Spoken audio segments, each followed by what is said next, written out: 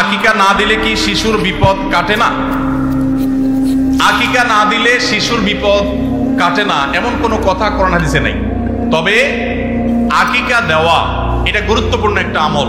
আল্লাহ কাউকে পুত্র সন্তান দান করলে 2টি ছাগল, আর কন্যা সন্তান দান করলে 1টি ছাগল জবে করা, এটা নবীজি সাল্লাল্লাহু আলাইহি সাল্লামের সুন্নাহ।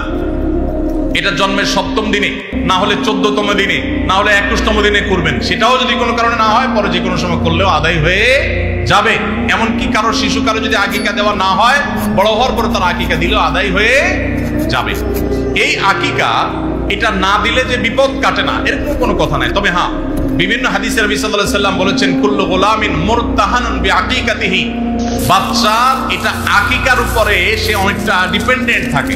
এই হাদিসের ব্যাখ্যায় অনেক মুহাদ্দিসরা বলেছেন আকিকা না দিলে, আকিকা দেওয়ার ফলে সে বিভিন্ন ক্ষয়ক্ষতি থেকে বেঁচে থাকতো। অনেকে বলেছেন শয়তানের কুমন্ত্রণা থেকে বেঁচে থাকে আকিকার মাধ্যমে, এটা থেকে সে আর বাঁচতে পারে না, ওই ক্ষতি তাকে স্পর্শ করার সম্ভাবনা থাকে।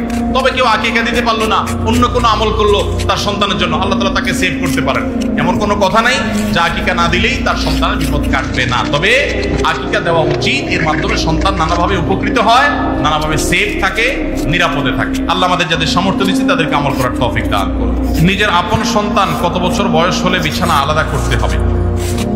সন্তান বয়স যখন 10 হয়ে যাবে তখন তাকে নবীজি সাল্লাল্লাহু আলাইহি সাল্লাম বিছানা পৃথক করতে বলেছেন। তিনি বলেছেন ওয়াহজুরুহুম ফিল মাদাজি'i ওয়াহজুরুহুম ফিল মাদাজি'i ইযা বালাগু 10 আও কামা ওয়ারাদা ফিল হাদিস। কোন কোন বর্ণনায় ওয়াফাররিকুহুম আসছে।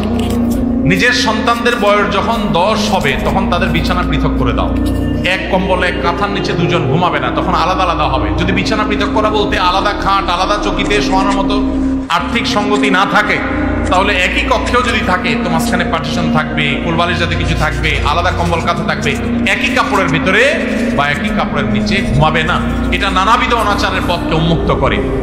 আরো আগে থেকে যদি বাচ্চাকে অভ্যাস গড়ে তোলা হয় সেটা সবচেয়ে ভালো। অনেকে আছেন এই বিষয়গুলোকে তেমন কোনো গুরুত্ব দেন না, অথচ এগুলোর কারণে বহু সর্বনাশা আমাদেরকে গ্রাস করে। বিধায় নবী সাল্লাল্লাহু আলাইহি ওয়াসাল্লামের এই নির্দেশটা আমাদের খুব গুরুত্বের সাথে